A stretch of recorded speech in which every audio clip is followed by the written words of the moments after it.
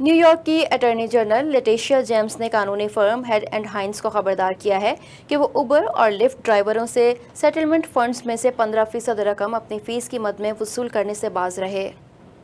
Attorney general لیٹیشیا James نے گزشتہ سال نومبر میں قانونی جدوجہد سے رائڈ شیئر کمپنیز اور اوبر اور لفٹ کے ڈرائیورز کو باضابطہ بھرتیوں، بیماری کی چھٹیوں اور دیگر کی مد میں $328 ملین کی رقم واپس دلوائی تھی۔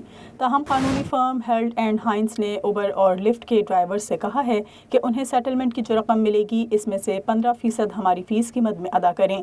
نیو یارک میں 1 لاکھ سے زائد رائڈ شیئر ڈرائیورز سیٹلمنٹ کی رقم ملنے کے منتظر ہیں۔ ڈرائیورز 1 مارچ 2024 کو سیٹلمنٹ فنڈز وصول کرنے کے لیے درخواستیں جمع کروا سکیں گے۔ ان ڈرائیورز کو چیک، وینمو یا پے پال کے ذریعے ادائیگیاں کی جائیں گی اور فائل کرنے کے 30 دنوں کے اندر بھیج دی جائیں گی۔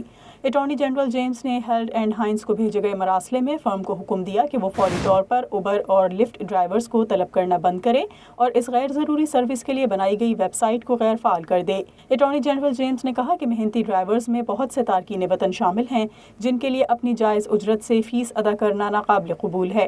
انہوں نے کہا کہ اوبر اور لفٹ ڈرائیوروں کو صرف میرے دفتر، سیٹلمنٹ ایڈمنسٹریٹر اور new York taxi worker alliance کی سیٹلمنٹ معلومات پر بھروسہ کرنا چاہیے۔